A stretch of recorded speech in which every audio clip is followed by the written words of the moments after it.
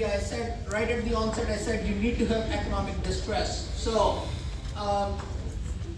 with respect to unemployment, if your community has unemployment 1% greater than the national unemployment rate, you qualify. Okay? That's not a very high bar to jump. Or the second one is if you have a per capita income, your census, your city has a per capita income 80% or below the national per capita income, you qualify. And what I see here is, and we look at, through the census, the American Community Survey, ACS numbers, they look at 24-month unemployment averages. So 2022 and 2021, the combined national unemployment rate was 5.41%. So if you have 6.41% in your community, you qualify for EDA funding. And you need to have a cent in place. National per capita income, 41,261, 80%. That 33,000 number is the threshold. If you have income below that for your community, you qualify. So I did some analysis. I said, let's look at what's in our area, in a congresswoman's district. And of course, this is the whole county, but I know you mentioned some of the names. I saw Compton, Bell Gardens. Just let's pick one for a second. I just want to show you. This qualifies. Remember I said 6.4%.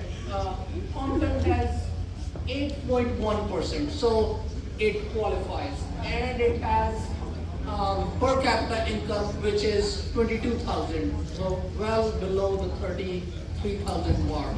So this qualifies. Now, it qualifies, but there is always if and buts. So EDA would like to have what they call skin in the game. So if you are applying for money, if you want money from the federal government, they would like to see that you put in some money. So go ahead, next please. Next please. All right. And so here I would like to talk about just very briefly investment rates and matching requirements. So let's look at the very plain vanilla, scenario where you just qualify, right? So in that case, in that scenario, if you have, So if you have unemployment 1% or more greater, you put in $50, EDA gives you $50. So it's a 50% grant rate, right?